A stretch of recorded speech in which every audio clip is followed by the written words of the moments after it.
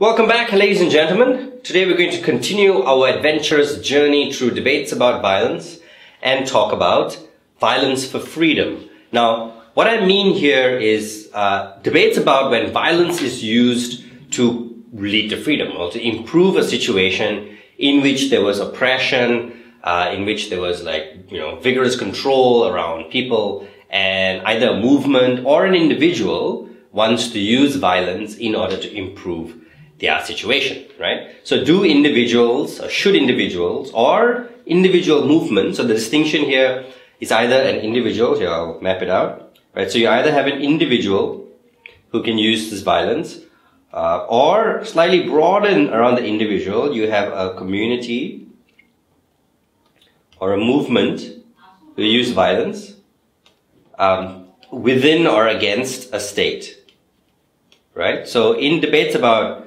like violence and punishment and so on and so forth, you have the state being the actor, the one who has the monopoly over violence.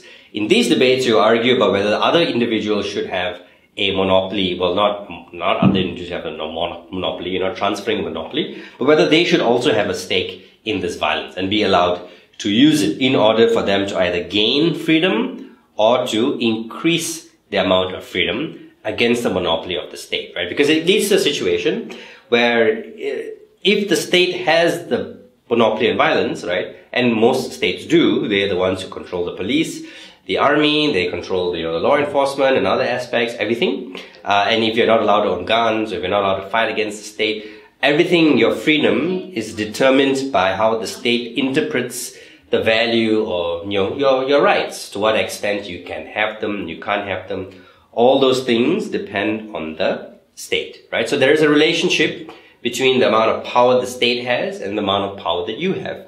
If the state has more power, then you have less power. And if the state has less power, then you have more power. Also, the you, however, isn't only you. It also applies to all the other individuals and all the other movements that exist within the state. So distributing power isn't just about distributing power to you, it's about distributing power to everywhere else, or everyone else. And it's not always good for everybody to have loads of power, because power can be used irresponsibly, right? So for me, this is what this debate is about, the balance of power and how that relates to the freedom of individuals. And when or where, in which context, can individuals decide to use violence or power, violent power rather, or in case, whatever, to increase the amount of freedom, right? So should movements use violence against authoritarian regimes? Should individuals use violence to improve their situation? So with vigilantism and things like that, those are debates about this, okay? So very important in this debate, in these debates, is firstly the who will be using violence, whether or not that person or those individuals have the authority to use violence, right? Can they be trusted to use violence? What happens when other people use violence similar to them? Is that good or is that bad in that situation, right? Then it is the why, right? So the context, the impact. And again, this is the effectiveness, as in every debate about violence. What does that violence lead to? Will that violence lead to change? Will that violence lead to an overthrowing of regime or protection of individual? Or is that violence counterproductive? Will that violence just lead to more violence, right? So here you have a short-term versus long-term dynamic. Even if you use violence right now to create some change for you, what does that, how will that lead to change in the long term, right? What kind of message does that send? And does that even actually work, right? And so on and so forth, okay? So that's the debate about, in terms of violence and violence for freedom. And I think the fundamental clash points that you need to keep in mind. Let's look at some of these things. Let's travel down, give us a little bit more context, okay? So these are three types of debates, three motions, but could also be three types of debates around violence and freedom, right? So the first one is about vigilantism. This house supports citizen-led vigilantism, such as the Gulabi gang, citizen-led most types of vigilantism. Otherwise, it would be like corporate-led. And if it's state-led, I guess it's not vigilantism, but it just kind of emphasizes that point a little bit more, right? So whether or not you allow the right of or situation that individuals take things into their own hands and use violence to create their society, to create a better society and make their society a better place, from their perspective, of course, right? So they're doing things which they think makes their society better. And if you don't know about the Gulabi Gang, you should read about them. They're a group of women who use violence to combat domestic violence, to combat corruption, etc. in India. And it started out as an action in a small village and then now has expanded into many, many places. But it occurs in many other cultures and societies as well, like, community-led policing, where individuals take turns monitoring and enforcing peace and order in their communities and their societies, right? So, in this debate, it's about which is better. Should these individuals, take control over their situation, use violence when they seem fit, or should it be up to the state? Who gives the authority? In some senses, the individuals know their context better. They have the authority to use violence because the state has failed to help them. But on the other hand, this can lead to chaos, and then when everybody starts using violence, no one has the right to control it. And what if some people overuse violence, right? Who gets to decide when someone is guilty or not guilty? There needs to be a process. So, a very, very kind of an interesting debate, and I think very well balanced about vigilantism. The context, super, super important. Second type of debate, a slightly broader context, you talk about regimes. This is about regime change, right? And it's violence. So in the first one, you may not necessarily want to change the state. You just think the state is either inefficient or cannot do everything all the time, right? So it may be a bad state or it may be a good state. You just can't do everything. You can't expect the state to do everything. So I want to be a bit more independent. But in the second one, you think the state is bad, right? You want to get rid of the state. Is violence a good tool? Okay. So again, you will talk about the context and the situation, whether it's effective or not, and you contrast here violence and non-violence, right? And civil resistance and civil disobedience and so on and so forth. Okay, so we're going to talk about this debate a little bit more. So, but I think I want you to see this type of debate, right?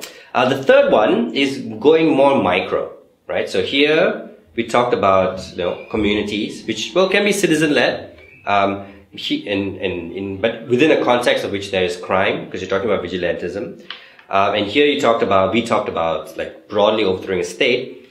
This is just about every single individual having the ability, the freedom to use violence if he or she feels it is necessary to do so, right? So the context, you can set a specific context. You can talk about crime, right? You can talk about, militias against the state, right? Which is the Second Amendment in actuality of the United States of America. But it's broadly about whether or not each and every individual should have this freedom. The freedom to use violence if he or she wants to use violence, right? So that's the third debate. But all of these things tie the concept of violence with the power that it lends an individual to gain more things, right? To gain more freedom, to gain more protection, to gain change over his or her context, environment, and the state. And whether or not A, that is a good tool to use to achieve that outcome, and B, whether or not that individual is best positioned as an actor that knows all the information, that can control his or her actions, and so on and so forth, okay? So that's the main clashes in this debate. Let's get even more specific and look at debate, okay? So this is the debate I want to look at. Leak in a little bit. Does it matter? Doesn't really matter. This house would use violence to overthrow authoritarian regimes. The setup here is, well, pretty much just, violence against targeted at the state. That's the violence that we want to talk about. So you want to make a distinction between like armed gangs and robbers who want to improve themselves. And when you target against the state, you're talking about agents of the state that use violence, right? So the military, police officers, okay? And maybe even the leaders of the regimes, right? The dictators and so on. And you say, for all of these things, it is legitimate to use violence against these individuals. They may be the issue of collateral damage, and what about civilians? As much as possible, you try to exclude those things from the debate. Of course, the focus of the debate is whether or not change agents should use violence to create change in their state, right? And given the state is like this, I think you also need to talk about the regime, okay? So give a few examples, right? You talk about, it's easy to go back in the past. You can do both past and you can talk about present. You can talk about Northern Ireland, who are trying to get freedom from the British. You can talk about South Africa, right? And the ANC. You can talk about, in fact, in any kind of colonial environment, there was always a component of violence. Whether or not that became the main force that moved and created change, sometimes it did, sometimes it didn't, but there was a factor of violence, and we'll use that also in the debate, as you will see, okay? And you can talk about it in a present context too. So, you know, in the Arab Spring, it was largely non-violent, but in the revolution in Syria now, it is violent, right? So the Free Syrian Army, are they justified in using violence? What about the movement in Syria? What about in other kind of super oppressive regimes and states, like everyday North Koreans or people in Zimbabwe, justified if they wanted to use violence to improve or to break out from their regime? Okay, so that's the context. And I think the stance is you want to talk about legitimacy and effectiveness. Okay, and I think we can try to take both of those two burdens from the Gov side of this case. Let's get into arguments. So, number one is an effective tool of change. Number two, self-defense against the aggressor. And here we're going to draw a parallel, and this is going to try to bring in, like, you know, the practical, the principal arguments. And number three, it can empower non-violent actors. And here you want to step back and take the big picture of the ecosystem and show how maybe this violence will help other people who are non-violent and so on and so forth and create change, right? So number one, you have to talk about why it's effective. So here you compare to and not just against like only violence and non-violence, but you compare violence against a situation when you only have non-violence. Because on the violent side, I can say that the other side there'll also be non-violent movements. We think some groups are going to negotiate, some groups are going to protest. We want one tool of violence, right? And what this does is will shift the spectrum. So this will tie in a little bit with your last point, but here we'll get into more detail with everything else. But you can paint this notion of this spectrum. So I have violent, I have non-violent actors, right? And I have everything in between. And when I do have violent people, then the non-violent people seem more centered, right? I'll become the ones that you really want to talk to. When I don't have these violent people, when there's no violent force, then the non-violent ones seem more extreme, right? In comparison to the other people. So that's why, that's in terms of big picture. And I'm getting a little bit into the last part here.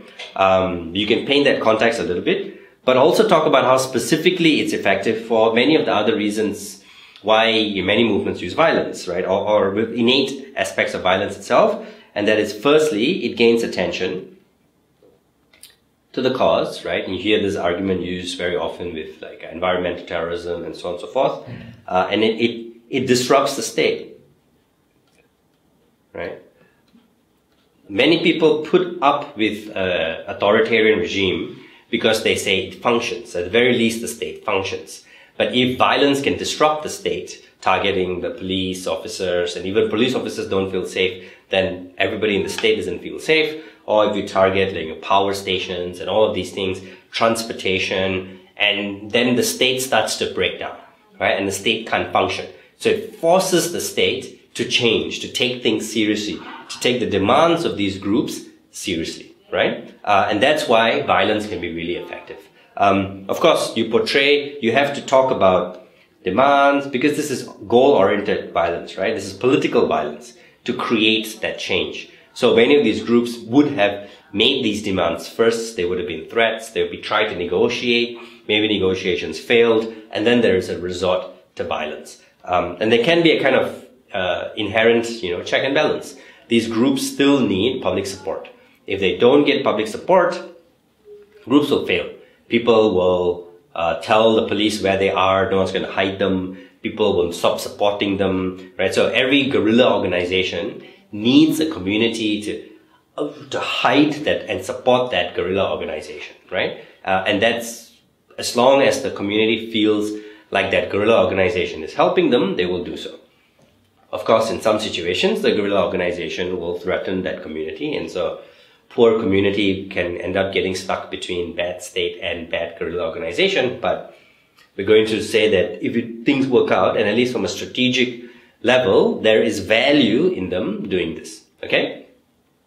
So that's how it can be an effective tool of change. Go back, remember to paint the context. So if the state is really authoritarian and they're using violence excessively and they're very, very powerful, no amount of protests are really going to change anything. So you need to disrupt the state and bring attention to your cause.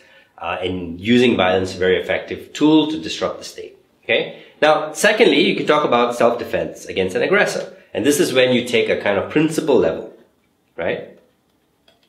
So when do we usually justify violence on an individual level? Is when that violence is committed against you, or has already been committed against you, or is about to be committed against you. Then you can use violence to protect yourself, right? It's self-defense. In many of these states, in this context, these individuals suffer because of the state. The state's police officers are corrupt, or the state suppresses the change. The state isn't trying to protect the individual. The state is trying to protect itself, right? It goes after opposition politicians. It clamps down on freedom of speech. Anytime you say something negative about the government, it's sedition, you're arrested and put in prison. So the state loses its authority as your protector. It's like having an abusive parent. You should be allowed to leave that parent and if used violent force to do so or to change them. And someone should, the parent loses control over you. So the state doesn't have absolute power over you. The state needs to justify its use. And when it becomes an aggressive state that harms you, you are more than justified to use violence against that state in order to protect yourself and to ensure that you have a proper environment to live in. Okay? So that's that kind of principle argument. Talk about that individual level and then extend it to the state. Talk about the role of government, the social contract that the state has to protect you, and show how now it's justified when the state fails for you to use violence and get freedom from that terrible state. Finally, talk about the non-violent actors. And this is where you try to get into the long-term, change, where people can cooperate and things will come in together. So it doesn't mean that I have to kill everybody and then change. It forces the state to negotiate. Everybody can participate in it and get some kind of change, right? So show how it actually helps non-violent actors, helps the negotiations and diplomacy. And now having some violence in the mix spices things up a little bit and makes the whole thing much more palatable, right? And that's your big picture. Let's step back and show how change happens argument. Okay? Goodo. That is the government approach. Talk about violence as a tool of change and show how it plays a role specifically within the big picture of all the different change agents and specifically against authoritarian regimes. Now, what can we do on opposition? So in opposition, you have to take a pretty purist non-violence approach, right? So say non-violence is the most effective tool. You can do a short term. You need to do both. You need to do short term and you need to do long term. I think you can get the long term if the Gov side talks about the role of non-violent actors. They're already kind of conceding that in the long term you need a non-violent political solution, right? And so what you need to do is show how having some violence makes the long-term prospects more negative, makes it harder to create change in the long term, but also disenfranchises and discounts the current non-violent actors, right? So you directly go against their third argument. Okay? So be a big fan of non-violence. Try to show that the fight is a moral battle. And the limit that you get is one, civil disobedience. So what you're against is people using violence strategically. But it doesn't mean that means I must agree with everything the government says. I can refuse to cooperate and to participate. I can protest, right? I can resist. I can block roads and I can strike and I can do things that makes it harder for the government and I can disrupt them. But I shouldn't bomb stuff. I shouldn't target police officers. I shouldn't burn buildings. I shouldn't do anything that makes me like them, right? That's what I shouldn't ever do, but I can resist. Okay, so that's the distinction, the line that you're going to draw on op, and your position is you want a moral opposition. Okay, so on op, it's really about like a mindset, right? And you're going to say that you can't fight the violent guys on their own terms, in their own games, so we need to change the game. We need to make this game about something bigger, right? May not work in every debate, that argument, but I think it can work in this one, and it can work in arguments where the problem is a culture of violence or a culture of power, and where that power is associated with violence. Okay? So, 3 arguments. Number 1, justify and increase violence. Number 2, this is the long-term thing. The victory will lead to leadership through violence. And finally, some specific benefits of non-violence, or a broader benefit of non-violence. Number 1. This is your principal opposition against violence, and also a practical impact of that violence. This is actually quite a big argument. So it justifies the violence of the regime. Now, if I have groups that are using violence, then it's harder to draw the distinction between the states and the others, right? And this is what is happening. Oh my God, in places like Syria, where everything gets very confusing, and the state then says like, these guys are also terrorists, right? And they are trying to destabilize the state. And so now I'm justified in using violence to destroy and kill everyone. And it makes the difference between the state and the people who are going to replace the state less severe. They become kind of similar because they're both proponents of using violence. And they can sometimes use violence indiscriminately, and then they will say that they're using it to help everybody, and so you should still trust them because they like you and they're doing it for your own benefit. But that's why I need to use violence to bring you freedom. But wait a minute, who is this? This rhetoric can fit both the guerrilla movement that's trying to bring freedom to my state.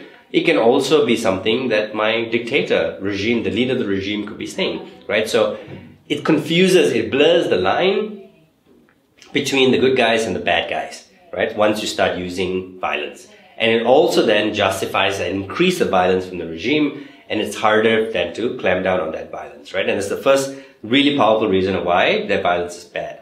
Secondly, you run the long-term thing, right? So if people gain power through violence, right? Power from violence will lead to power from and through violence. So once I get power from violence, I'm going to keep using violence in order to maintain my power, because that is the source of my power. So that state will be, the military leaders there will be glorified. The people who are the most powerful combatants will gain the most power. The army, the soldiers, all those things will play a strong role in the leadership of the state, and it's going to be really hard to become less violent. And if your problem with the regime before was that it was violent and, not accountable, that's going to continue, right? So that's why we need a clean break from it. Moving us nicely to the third one about non-violence. And I think non-violence is really powerful to talk about sustainability. It's very hard for the other side can talk about how you want some level of violence, always important, necessary in some contexts, but they will still want a society with less violence. And you say, if you want a society with less violence now, you need to change your mindset, right? We can't justify fighting and violence with violence, because we're always going to lose the violent game against the most violent person. But that as a narrative, as a social importance, places violence really high in society. It makes a society that celebrates and legitimizes violence. And then if violence is so important, it's going to be really hard to remove, right? So we think we need to remove it from the start. You need to have, and that's going to be more sustainable in the long term to create peace. Okay? For peace. Woohoo! And also there are some clear benefits of non-violent movements. Non-violent movements are more engaging. More people can participate. It's not just about those who have guns, those who are willing to die. Young people, old people, women, minorities, everybody can participate in a non-violent movement. And that means that it's more equitable. That means more voices are included, right? It's not a small guerrilla movement where a few hardcore men are making all the decisions about the kind of country that we want to live in, right? We need everybody to be involved, and you can only get that when it's non-violent. If the other side says that creates space for this non-violence, you say no, it doesn't. As long as you associate, it makes it harder, right? Because now I'm trying to lead a non-violent movement, and then other people are like, yeah, we also want your stuff, and then we're going to use guns. So they will associate the non-violent movement with the violent movement and say that you are collaborating, you're supporting them, you're helping them, and then now I have to say like those guys are bad and I don't like them, and I discount violence, and then they will say like, hey, why are you discounting violence? We're working together with you, and then now you start fighting with them. And then the government will look and say, look, all these guys are fighting against each other, they are not sustainable, they can't cooperate, you still need to vote for me. And then the average citizen is like, yeah, I guess, you know, they are kind of bad and they do torture people, but at least they are consistent and they can organize. And look at the other side, they're not sure what they want. So it may not necessarily help the non-violent peaceful movement, and that's why you need only non-violent peaceful movement, even if it takes longer and it's a little bit like fluffy and it's much harder to do. The violence will end up failing you. Okay, so that's the line. That's the line that you're going to run. And that's the case on op. At the end of the day, though, it's very complex.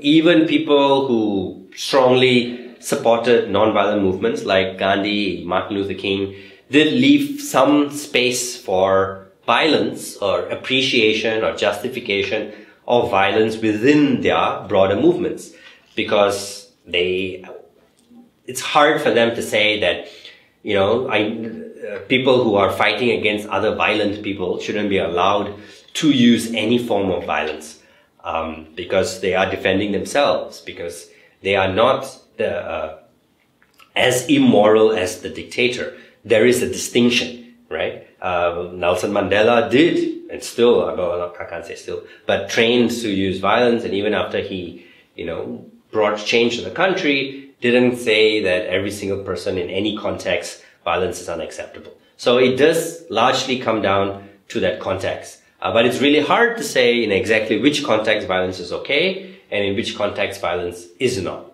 So there is an argument for never ever using it until you're absolutely sure. And since you can't be absolutely sure, maybe we should never ever use it. But sometimes it needs to be used when you get stuck, and it can lead to positive benefits. So no clear areas here, which makes for an excellent, exciting debate. So good luck, and you know, have a great crack at it. Do it. Fighting.